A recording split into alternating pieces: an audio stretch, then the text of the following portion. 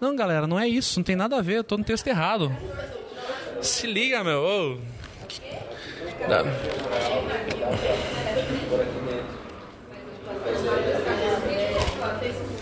É que eu marquei na outra Bíblia, meu. Só um pouco. Lucas 10, 25.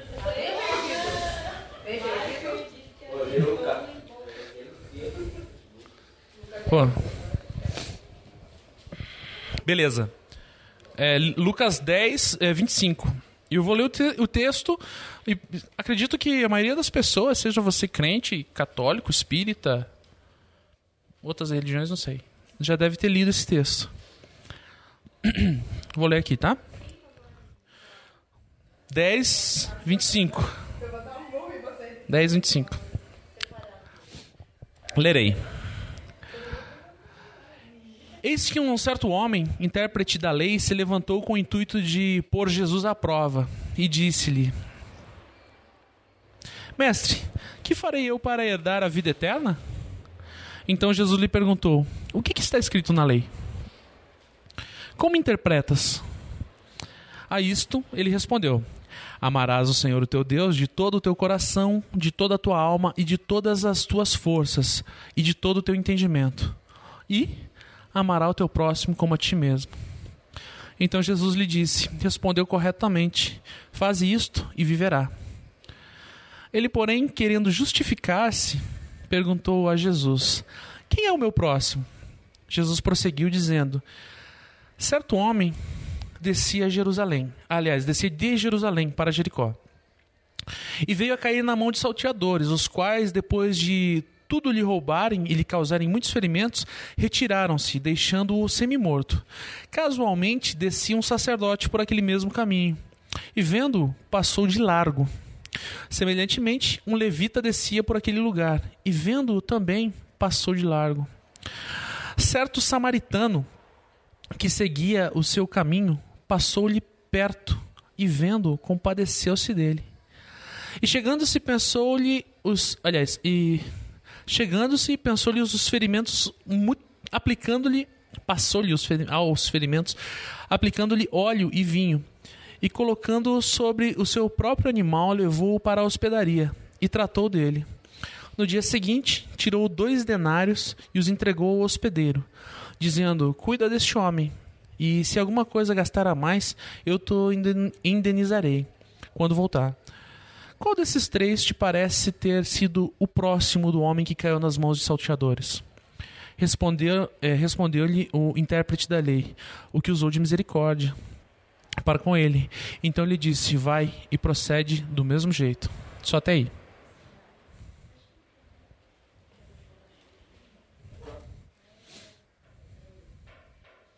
Só até aí, beleza. Então, galera, deixa eu pôr aqui no cantinho. Eu tenho certeza que todo mundo já ouviu esse texto, todo mundo já ouviu uma pregação sobre esse texto, todo mundo já, alguma vez na vida já leu isso aí. E geralmente o foco desse texto é no samaritano.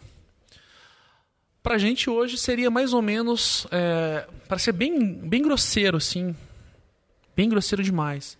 Ia ter um crente passado na rua, ia cair na mão de salteadores, ia passar um pastor, e o pastor ia falar: não. Depois ia passar Aliás, o crente ia ficar parecendo um mendigo, um maltrapilho jogado na rua ali. O pastor ia falar: não.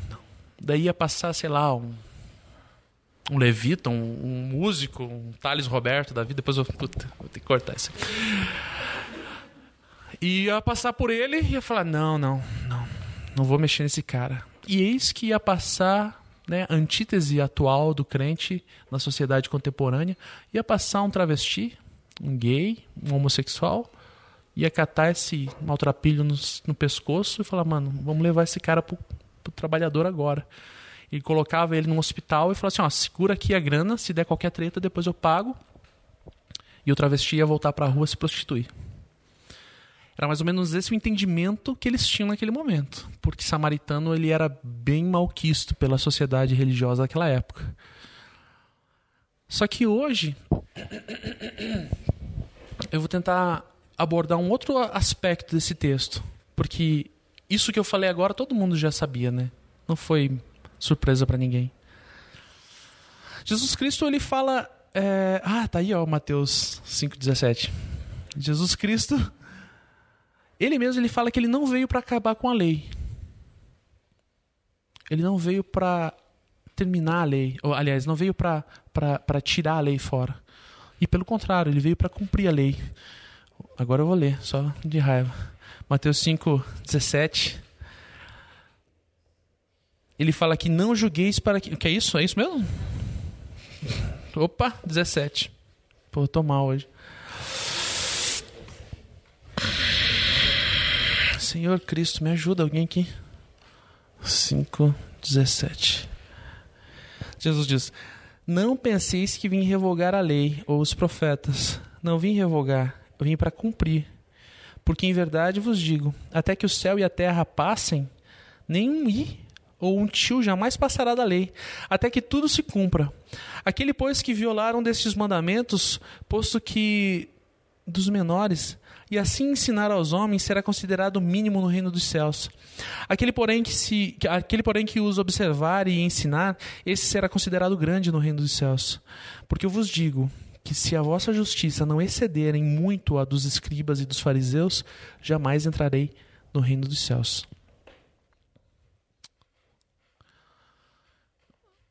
Então, Jesus não veio para acabar com a lei. Pelo contrário, como o próprio Jesus falou ali, ele veio para cumprir. E daí, eu tenho para mim assim que Jesus devia ser uma pessoa muito difícil de você conversar com ele, porque ele falava umas coisas assim geralmente desagradáveis, né? Você falava assim, da lei, não, é pior do que você está pensando. Você vai ter que ser superior aos profetas, superior à lei. Você vai ter que...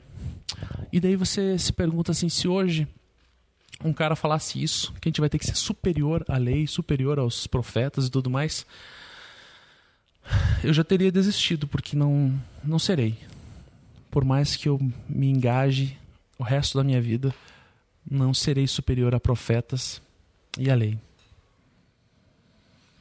O que acontece é que quando Jesus fala isso, ele está mostrando para a gente que a Bíblia não são dois livros, a Bíblia é um texto só. O Novo e o Antigo Testamento, eles servem apenas como uma divisão para a gente se localizar, mas a Bíblia é uma só. E o Antigo Testamento tem tanta valia quanto o Novo Testamento. E por mais que algumas pessoas às vezes possam ter uma identificação meio equivocada e falar, não, mas o Antigo Testamento ele não vale mais para os nossos tempos. Não, é uma mentira. O Antigo Testamento vale, ainda hoje. Todas as leis e todos os profetas valem, ainda hoje. Mas a gente tem um conflito então, porque Jesus Cristo, aquele que era desagradável quando conversava com os fariseus, ele afirmou que o Antigo Testamento valia, que a lei e os profetas valiam, só que o próprio Jesus curou no sábado, conversou com a samaritana no poço, que era um absurdo, uma samaritana que foi mulher de vários homens, defendeu uma adúltera, pega em ato do adultério. Jesus Cristo teve a moral de romper numa sociedade amplamente não cabe ainda, uma sociedade completamente machista, uma sociedade onde mulher era coisa, uma sociedade onde mulher era objeto. Quando uma mulher se casava com um homem, era como se ele tivesse comprado uma vaca, como se ele tivesse comprado um saco de trigo. Ele comprava uma mulher também. E Jesus se colocou do lado da mulher. Jesus Cristo enfrentou os escribas e fariseus e ele entrou vassourando no templo quando ele viu os caras vendendo as coisas para os sacrifícios. Então, se a gente pensar assim, dá a impressão que Jesus veio para quebrar com a lei, porque tudo que aconteceu lá, tudo que aconteceu, Jesus curando no sábado, falando com a samaritana e tudo mais, ele está rompendo com a lei. Mas, ao mesmo tempo, ele fala que não vai romper com a lei. Ele veio para de fato, cumprir a lei. E daí algumas pessoas tendem, em especial os nossos brothers ateus, tendem a dizer que a Bíblia está cheia de contradições, porque Jesus falou uma coisa e fez outra. E não é exatamente isso. Nesse texto de hoje que a gente leu ali, que sempre o foco é no samaritano e nos religiosos que passaram, hoje eu queria trazer o foco para o especialista, para o intérprete da lei, o cara que questionou Jesus. Esse cara que questionou Jesus, ele é chamado no texto bíblico de... Não está aqui. De intérprete, de especialista. O cara que conhecia a lei. E esse cara que conhecia a lei, ele questionou Jesus e falou o seguinte: como que eu faço para entrar no reino de Deus? Como que eu faço para ser salvo e tudo mais? Dependendo da tradução. E o mais bizarro é que Jesus poderia ter dado uma resposta objetiva para ele, mas Jesus não deu a resposta objetiva. Jesus acessou o texto bíblico, que estava no entendimento dele, e falou assim: não, você é o intérprete da lei. O que a Bíblia fala? E daí ele fala: ama a Deus todo o seu coração, seu entendimento, sua alma, e ama o teu próximo a ti mesmo. Jesus Cristo não deu a resposta para ele. Jesus falou assim: a resposta está aí com você já, cara. Abre o teu coração e fala para mim. Como que você faz para ir para o céu? E ele falou, em termos simples: ama o teu Deus de todo o teu coração e o teu próximo como a ti mesmo. Quando Jesus fala isso lá na frente para os discípulos, ele fala: ama a Deus sobre todas as coisas e ama o teu próximo. Semelhantemente à primeira, ama o teu próximo. E eu quase compreendo que ame a Deus e, amando Deus, ame o teu próximo. Manifestando o teu amor a Deus, manifeste o teu amor ao teu próximo. Motivado pelo amor que você tem a Deus, ame o teu próximo. E daí, beleza. Uma coisa que... Aliás, daí o cara falou: puta, é isso mesmo. Ama a Deus, ama o teu próximo. Jesus apertou ele e ele falou.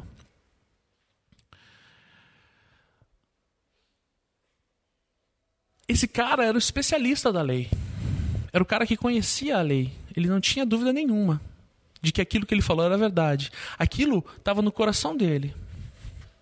Aquilo estava marcado no coração dele. Só que daí... Acho que eu me perdi aqui. Para compreender essa regra, basicamente a gente tem que compreender duas coisas, que é o que o cara vai perguntar na sequência. Ele pergunta para Jesus: mas quem é o meu próximo? Então aí você já tem um detalhe. Esse cara, o especialista da lei, ele conhecia a lei, mas ele não sabia do que se tratava. Porque ele falou assim: ame a Deus e ame ao teu próximo. E na sequência ele falou: mas quem é meu próximo? E daí nessa Jesus conta aquela história. Vinha o cara, foi tomado pelos salteadores e tal. Passou um samaritano, recolheu o cara. Quem é o próximo?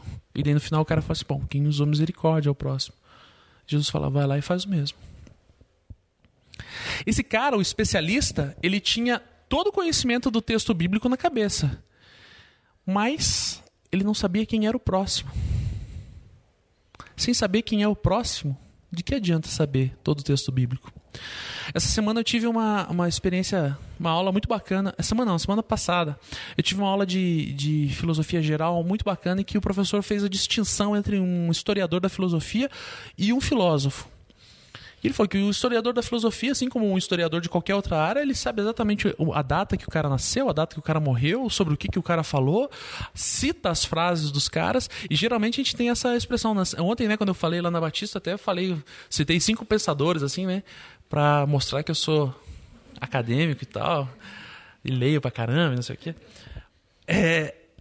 Só que isso não é ser filósofo. Citar pensadores não é ser filósofo. Citar trecho de livro não é ser leitor.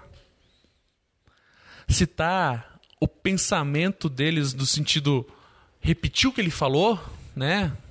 Falar, Karl Marx falou que a igreja é o ópio do povo, sei lá o que. O outro, nada sei, só sei que nada sei, né? Sócrates. Isso não é filosofia. Isso é cópia. Filósofo é aquele cara que compreende a estrutura de pensamento que aquele cara utilizou para chegar de um ponto A a um ponto B. Filósofo é o cara que, quando lê o Karl Marx, por exemplo, ele entende qual a motivação do Karl Marx quando começou a escrever, o que ele viu, qual foi a problematização que ele encontrou e, a partir daquilo, o que ele queria chegar, qual a conclusão que ele queria tomar. Ele queria explicar para uma população os problemas que ele estava vendo, e ele teve que criar toda uma obra literária para falar, ó, tá aqui a obra, leiam agora e compreendam o que eu quero dizer. Esse é o filósofo, e não o historiador da filosofia. E daí, pensando sobre isso, né, na hora que o professor estava falando, eu comecei a pensar sobre essas coisas e tudo mais. E daí eu fiquei pensando que a gente às vezes está assim, né? A gente sabe o texto bíblico de cor. Todo mundo aqui tem Facebook, acredito, alguém não tem? Quem não tem? Quantas vezes por dia vocês recebem uma frase bíblica completamente fora de contexto, sem nenhuma referência? De onde que aquilo veio, para onde que aquilo vai? O que aquele texto quer dizer? É um texto isolado do Antigo Testamento, no momento... Só está escrito... E daí o que acontece é que a gente pega os caras, né, tipo o especialista ali, e ele foi chamado por especialista por Jesus. Jesus chamou ele de especialista. Então, quer dizer, Jesus não mentiu, ele é especialista, ele conhecia. Da mesma forma que quando hoje a gente vai no médico, você olha o diploma do cara pendurado e fala, caraca, ele é médico. Você vai no advogado e vê um diploma pendurado e fala, puta, o cara é advogado. Você vê ali, né, advogado. Você vê que negócio, não, os caras estão, tá certo, tá tudo certo ali, né? A inspeção foi passada aqui, tudo mais. Da mesma forma que a gente olha pro dinheiro, e aquele dinheiro, aquele papel que a gente tem na mão, ele faz referência direta a supostamente um valor que está guardado em algum lugar desse país, que ninguém sabe onde está. Eu não sei, nunca vi a Reserva Nacional. Eu só sei que quando eu saco aquela nota vermelha que tem uma arara desenhada, aquilo representa uma partícula dessa Reserva Nacional equivalente a R$10. Só que eu nunca vi esse dinheiro. Quando eu vou no médico, eu olho pro diploma do cara e falo, beleza, mano, pode fazer o que você quiser. Se for num cirurgião, cara, pode meter a faca em mim, cara. Porque você tem diploma. Só que na maioria das vezes, esse papel, o dinheiro, o diploma, eles não querem dizer nada. Assim como a palavra especialista para esse cara não queria dizer nada. Ele simplesmente replicou uma série de conhecimentos e copiou e repete. Assim como o cara que se diz filósofo repete o texto e cita o texto quando você fala alguma coisa sem nenhuma conexão com nada. E a gente acredita por aquilo que ele é um especialista. Por ter uma palavra boa, por ter um valor que o Estado associou àquele papel, por ter um carimbo. Sem ter convivido com aquele médico, sem saber da experiência dele, eu acredito que ele é uma pessoa apta a abrir minha barriga e cortar, e seja lá o que for. A pergunta do especialista, deixa eu só passar aqui. A pergunta do especialista, que não era assim tão especialista como a gente viu, ela se limita a repetir aquele texto. Amar a Deus sobre todas as coisas, amar o teu próximo. E várias vezes a gente vê isso hoje. O Facebook está aí cheio de frases bíblicas e fotografias de bichinhos e crianças e casais apaixonados com frases bíblicas que não dizem nada. Não dizem absolutamente nada. A gente vai numa marcha para Jesus, todo mundo carregando um monte de faixa com textos bíblicos que não dizem absolutamente nada, porque não fazem conexão com o meu entendimento, não fazem conexão com o meu intelecto. E eu não entendo, porque se tem uma coisa que é certa, todas as coisas que Jesus falou fazem sentido. As coisas que Jesus falou não são aleatórias. Jesus não era um maluco. Ele falou porque faz sentido. Toda a nossa base moral, toda a moralidade do Ocidente está baseado nisso, nessas coisas que ele falou. E quando a gente se coloca à disposição desses textos que não fazem sentido, a gente está repetindo esse cara, esse especialista da lei, que sabia exatamente o que era para ser feito e nunca fez.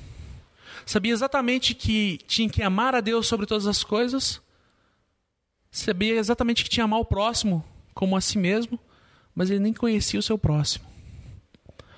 Quando a gente pega o texto bíblico hoje, outro exemplo, vou citar o Karl Marx de novo, coitado do velho. Da mesma forma que eu não posso pegar a estrutura que o Karl Marx lá escreveu, na época que ele escreveu, e trazer para hoje e tentar aplicar agora, nessa minha nova realidade, nessa realidade do século XXI e tudo mais, porque não vai dar certo. Não vai dar certo. Ele tinha valores lá, ele tinha pressupostos que ele aplicou lá, e se eu aplicar eles aqui, eles não vão funcionar. Eu vou falar uma coisa agora que talvez vai soar um pouco de heresia,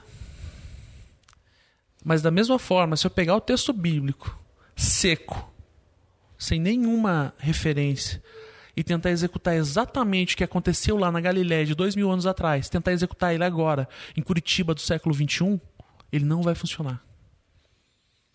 Porque a Bíblia, ela tem sido historicamente considerada uma lista de regras morais. Mas não, o texto bíblico, ele é um compêndio de conceitos para transformar a vida de uma pessoa pecadora numa pessoa que vai se aproximar de Deus. E quando eu pego o texto bíblico e leio frase por frase e vou tentar replicar ela hoje na minha vida, eu vou acabar cometendo uma série de heresias. Assim como a gente vê dioturnamente pessoas citando o texto bíblico para justificar absurdos.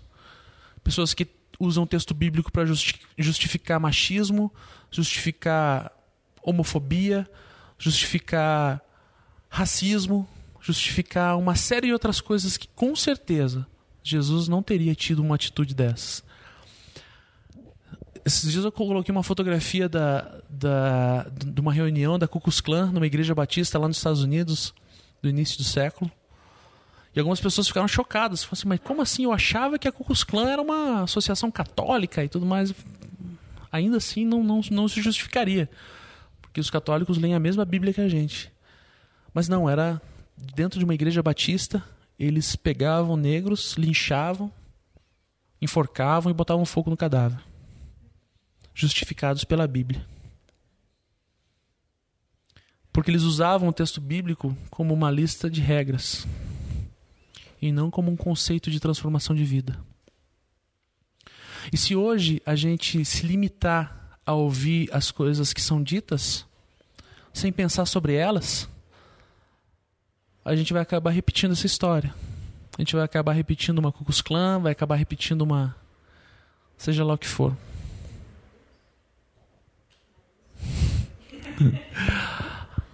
E é por isso que eu coloco o texto... E é por isso que eu coloco o texto inteiro lá pra gente ler, porque eu tenho esperança que as pessoas que estão aqui não limitem a sua compreensão bíblica às coisas que eu falo.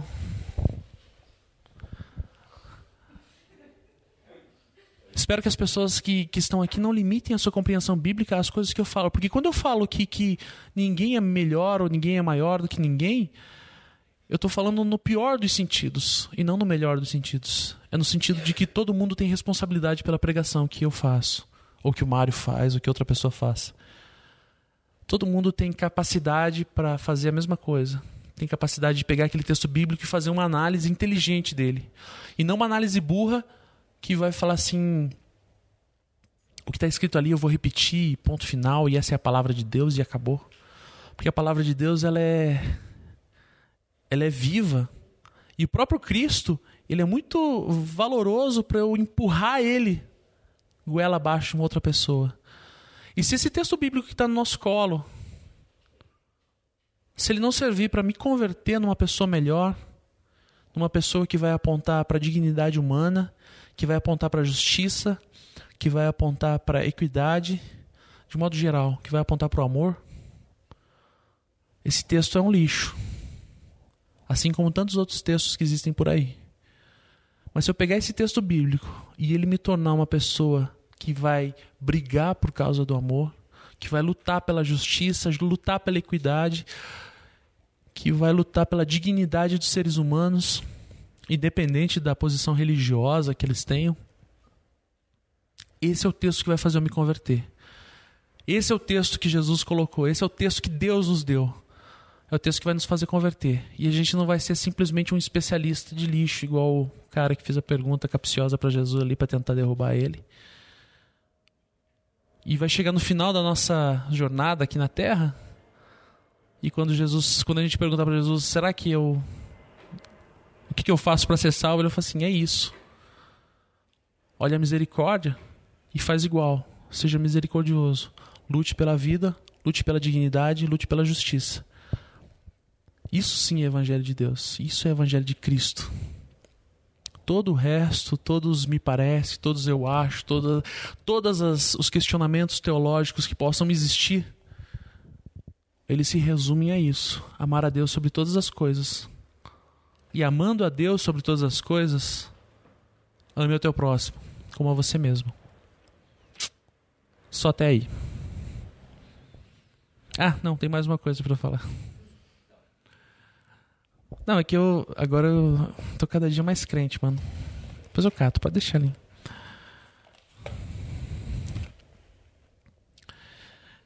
No texto de Romanos 13:8,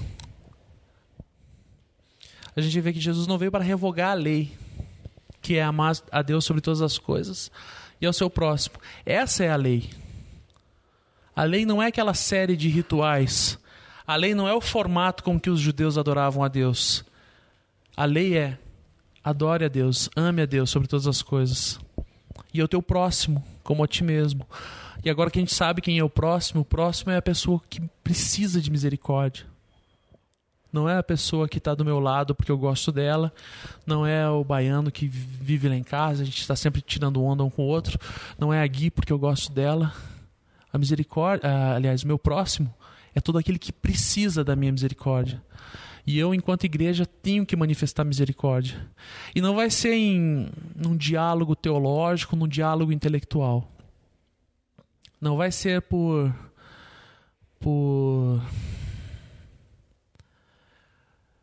Não vai ser por eu ser mais inteligente ou ser mais articulado nas palavras que eu vou convencer ninguém a amar Jesus, ou seja lá o que for. Toda afirmação bíblica tem que passar, e todo texto exposto, seja no Facebook, na camiseta que a gente usa, na tatuagem, palavra, profissão, tudo isso. E nesses lugares, todos têm que fazer sentido. Se usar um texto bíblico na minha camiseta que não faz sentido, ele não é um texto bíblico, ele é uma palavra só. E daí no Romanos 13, diz um texto assim que para mim é muito apaixonante, assim. E o apóstolo Paulo fala aos crentes de Roma: a ninguém fiquem devendo nada. Aliás, a ninguém fiquem devendo coisa alguma, exceto o amor, com que vos amam, com que vos ameis uns aos outros. Pois quem ama o próximo tem cumprido a lei. Pois isto diz: não adulterarás, não matarás, não furtarás, não cobiçarás, e se há qualquer outro mandamento, tudo nessa palavra se resume: amará o teu próximo como a ti mesmo. O amor não pratica o mal. O amor não pratica o mal contra o próximo, de sorte que o cumprimento da lei é o amor. Então, só para finalizar, né? Falei que eu tinha terminado, mas não. Quando Jesus vem e fala assim que não veio para acabar com a lei, ele veio para cumprir. E as pessoas podem achar estranho, mas como assim? Vamos fazer rituais? Não. O cumprimento da lei é esse: amem uns aos outros. Esse é o cumprimento da lei. E lá no começo, quando eu falei que Jesus era meio maluco e falou uma coisa e disse outra, não. Ele foi bem assertivo. O cumprimento da lei é o amor. Não devo nada a ninguém, a não ser o amor. Porque quem ama, cumpre a lei. Agora sim, só até aí.